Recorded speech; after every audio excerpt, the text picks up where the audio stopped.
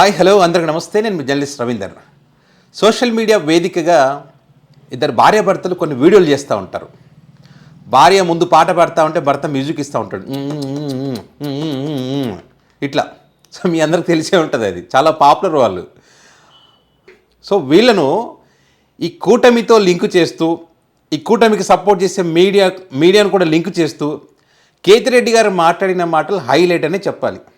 So ఆయన మాట్లాడినటువంటి మాటలు కూడా మీకు వీడియో కూడా మీకు చూపిస్తాయి ఇక్కడ. సో ఏ సందర్భంలో మాట్లాడారంటే, చంద్రబాబు నాయుడు గారు రాయలసీమ ప్రాంతానికి చేస్తున్నటువంటి ద్రోహానికి సంబంధించి.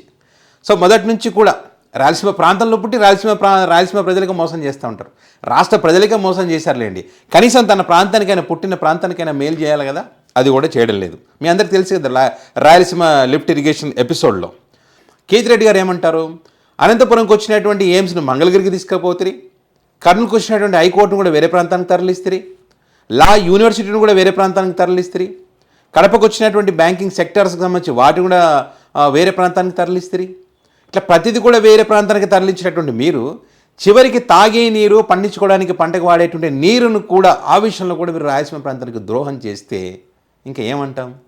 ఇంతకన్నా దారుణం ఏమైనా ఉంటుందా? సో ఈ రకంగా మీరు ద్రోహం చేసి రాయలసీమ ప్రాంతానికి తీరని అన్యాయం చేశారు. ఈరోజు చరిత్రహీనులుగా మిగిలిపోతారని చెప్పి ఆయన మాట్లాడడం. దీంతోపాటు హంద్రి నీవా కోసం లైనింగ్ చేస్తున్న తరుణంలో మరి ఇక్కడ ఈ బోర్లని కూడా, అంటే నీళ్లు పుష్కలంగా ఉండేటువంటి బోర్లు కూడా ఎండిపోయేటువంటి పరిస్థితికి వచ్చింది, వీళ్ళు కుప్పం కోసం నీళ్లు తరలించాలని చెప్పి. సో దాని కారణంగా ఏమవుతుంది? ఖచ్చితంగా రాసి పెట్టుకోండి, ఈ ప్రాంత ప్రజలందరూ కూడా వలసలు వెళ్ళేటువంటి పరిస్థితి వస్తుంది ఒక సంవత్సరంలో.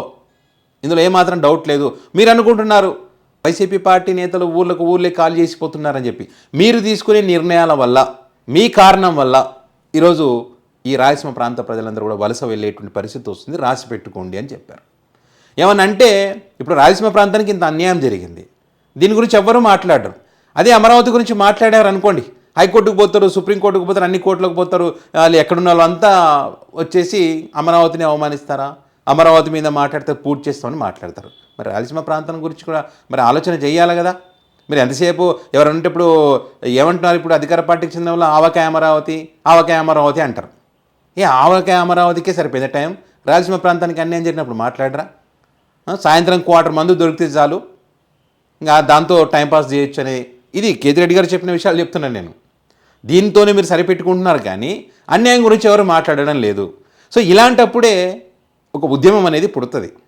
ఫర్ ఎగ్జాంపుల్, తెలంగాణ రాష్ట్రంలో నిధులు నియామకాల కోసం మరి కేసీఆర్ గారు ఏ రకంగా అయితే ఒక ఉద్యమం చేసి రాష్ట్రాన్ని సాధించారో అలాంటి పరిస్థితికి మీరు తీసుకొస్తా ఉన్నారు మీ చర్యల కారణంగా. ఇప్పుడు నీటి అవసరాల కోసం పోరాడకుండా, మాట్లాడిసిన వాళ్ళు మాట్లాడకుండా మరి వలసలు వెళ్ళేటువంటి పరిస్థితి వస్తే మరి రాకేమవుతుంది? ఖచ్చితంగా వస్తుంది.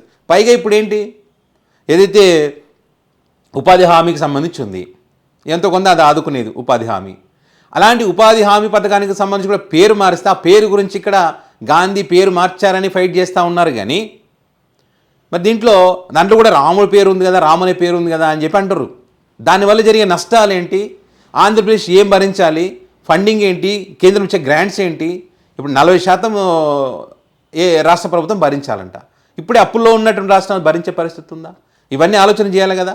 ఇవన్నీ చేయకుండా అద్భుతమైనటువంటి పాలన మాదని చెప్పి చిడతలు కొట్టుకోవడానికి పరిమితమయ్యారు. చిడతలు కొడతా ఉన్నారు ఎలివేషన్స్ ఇస్తూ. మరి ఇట్లా ప్రతిదానికి చిడతలు కొట్టే, ప్రతిదానికి సపోర్ట్ చేసే పవన్ కళ్యాణ్ ఎందుకు మౌనంగా ఉన్నాడు? పవన్ కళ్యాణ్ ఎందుకు మాట్లాడడం లేదు? ఏమనంటే అనంతపురం నాదంటాడు, రాయలసీమ నాదంటాడు, ఈడబుట్టిన ఆడబుట్టిన అంటే అన్ని చోట్ల పుట్టాడు కదా, మరి ఎందుకు మాట్లాడాలి కదా. ఆయన మాట్లాడు. జగన్మోహన్ రెడ్డి ముఖ్యమంత్రిగా ఉంటే మాట్లాడతాడు, ఇప్పుడు మాట్లాడు. సో ఆయనను ఉద్దేశించి కూడా ఆయన కూడా మాట్లాడాలని చెప్పి ఇప్పుడు ఫైనల్గా ఏంటంటే, ఇక్కడ వీళ్ళ మ్యూజిక్ చుప్పు మ్యూజిక్ ఉంది కదా, దాన్ని నారా లోకేష్ గారికి ఎలివేషన్ ఇవ్వడం వరకే పరిమితమవుతుంది వాళ్ళ మీడియా. అమరావతి గురించి ఏమనంటే అమరావతి మీద మాట్లాడతారా అని చెప్పి మాట్లాడతారు, ఆవకాయ అమరావతి మీద ఎలివేషన్ ఇస్తుంటారు. మరి దీని గురించి ఎందుకని మౌనంగా ఉంది? సో వాళ్ళలాగానే ఈ మీడియా కూడా ఆ చుప్పుకు సౌండ్ తప్ప ఏమీ లేదు, ఎలివేషన్ కాదు కావాల్సింది, చేయాల్సింది వేరే ఉందని చెప్పి ఒకసారి ఆయన మాట్లాడినటువంటి మాటలు మీరు వినండి. ఎందుకంటే కొంతమందికి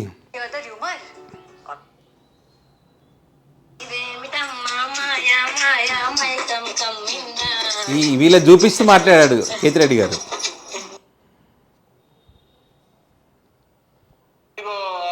కూడా వార్ రూమ్ లో లోకేష్ డిస్కషన్ చేస్తానట్టు అన్నట. వార్ రూమ్ లో లోకేష్ డిస్కషన్ చేసినాడు. ఎవరు ఉమెన్స్ ట్రోఫీకి లోకేష్ ఇన్స్పిరేషను. నేను ఈ మధ్య ఒకటి రీల్ చూసా, ట్రెండ్. ఒక ఆమె పాడుతా ఉంటది, శశి గారు ఒక లైక్ కొట్టండి ఇది అని కొడతా వెనకలోడు వాళ్ళ భర్త ఉంటాడు అట్లా తయారైంది మా ఈ పచ్చ మీడియా ఛానల్లో. అసలు ఏంది ఉండదు, వీళ్ళు పుచ్చుకోలేదు, చిట్టలు కొడతా ఉంటారు. అక్కడ వాని కష్టము చూడలేకపోతాను, మగుని కష్టము, వీళ్ళ ఇబ్బంది చూడలేకపోతాను. పచ్చ మీడియా ఛానల్ అది. ఆమె పడతా అంటే ఒకటి చూడండి అంటే అంటది ఆమె. మీరు చూసింటారు, అట్లా తయారైంది వీళ్ళది. లోకేష్ ని ఎత్తి ఇవన్నీ కాదు, నువ్వు నాయకునిగా నీవు చేసే పనులే నిన్ను నాయకునిగా నిలబెడతాయి డెఫినెట్ గా. దానికి వాడు వీళ్ళు అంతా డప్పు కొట్టాల్సిన, చిట్టలు కొట్టాల్సిన అవసరం లేదు. నువ్వు ఏ పని చేసినా వాళ్ళే నిలబెడతారు. మీ టీవీ5 సాంబా, వెంకటకృష్ణ వీళ్ళందరూ కూడా లేని ఎలివేషన్స్ ఎందుకు? వాళ్ళ పనే అది. నిజం మాట్లాడలేని పరిస్థితుల్లో ఉంటే రాయలసీమలోని కూటమి వాళ్ళు మాకంతా వచ్చినది 4-6 వచ్చినాయి ఈడ, అంతకంటే ఏం లేవు. వాళ్ళకి ఎలివేషన్ తప్ప వేరే పని లేదు. ప్రజా సమస్యలు పట్టవు, రాయలసీమ ప్రాంతానికి అన్యాయం జరుగుతుంది కదా ఏంటిదని వాళ్ళు మాట్లాడరు, వాళ్ళ డిబేట్లు పెట్టరు. మళ్ళీ పైగా మేము న్యూట్రల్ జర్నలిజం అంటారు, నిజాయితీతో కూడిన నిప్పు లాంటి జర్నలిజం మేము చేస్తామని మాట్లాడతారు వాళ్ళు. ఏమన్నా ఎల్లో మీడియా అంటే వాళ్ళు మళ్ళీ భయపడతారు. ఎల్లో మీడియా ఏంది, ఎల్లో మీడియా, జాతి మీడియా ఏంది, జాతి మీడియా, ఇట్లా మాట్లాడతారు వాళ్ళు. చేసే పనులు ఇట్లా ఉంటాయి. ఇప్పుడు కేతిరెడ్డి గారు చెప్తా ఉన్నారు, ఇంకా చాలా విషయాలు చెప్పారనుకోండి ఆయన. ఫర్ ఎగ్జాంపుల్ ఇప్పుడు వైసీపీ పార్టీకి ఈ 2024 వచ్చిన సీట్లు చాలా చాలా తక్కువ. వచ్చిన 11 సీట్లలో ఎక్కువ వచ్చింది రాయలసీమ ప్రాంతంలోనే. సో వీళ్ళు ఈ రకంగా చేసుకుంటూ పోతే, ఈ రకంగా మౌనంగా ఉంటే, అన్యాయం జరుగుతున్నా కూడా పట్టించుకోకుండా ఉంటే ఖచ్చితంగా వైసీపీకి వచ్చిన సీట్లు కూడా కూటమికి వచ్చే ఎన్నికల్లో రావు. ఇది వాస్తవం. ఎందుకంటే ఇది చాలా చాలా సీరియస్ ఇష్యూ. దీని గురించి కూడా మాట్లాడకుండా మౌనంగా ఉండి ఇప్పుడు కేతిరెడ్డి గారు చెప్పినట్టు ఆవకాయ అమరావతి 250,000 అనుకుంటుంటే కాదు కదా. సో అదే జరగాల్సిన నష్టం జరిగిపోయింది. ఇప్పుడు రేవంత్ రెడ్డి గారి మాటల తర్వాత దాన్ని ఆయన చాలా స్ట్రాంగ్గా చెప్పారు. ఇక్కడ నుంచి అది అబద్ధం అని చెప్పే పరిస్థితులు లేరు, ఎందుకంటే వాస్తవం కాబట్టి. సో కాబట్టి వైఎస్ఆర్ కాంగ్రెస్ పార్టీ కూడా వాళ్ళ వాయిస్ బలంగా వినిపిస్తూ ఉన్నారు. చంద్రబాబు గారికి పెద్ద డ్యామేజ్ కలిగించేటువంటి అంశమే. సో ఇప్పుడు ఈ అంశానికి సంబంధించి కేతిరెడ్డి గారు మాట్లాడినటువంటి మాటలు పెద్ద ఎత్తున వైరల్ అవుతూ ఉన్నాయి. ఆ చుప్పుకని ఏదైతే ఉందో దాని గురించి అంటే కేతిరెడ్డి గారు మాట తీరే వేరే ఉంటుంది. ఆయన మాట్లాడారంటే ఖచ్చితంగా పబ్లిక్లోకి వెళ్తుంది. సో ఇప్పుడు అది గట్టిగానే వెళ్తుంది. సో ఇది విషయం. మరి దీనిపైన మీ అభిప్రాయాన్ని కామెంట్ రూపంలో పెట్టగలరు. Thank you.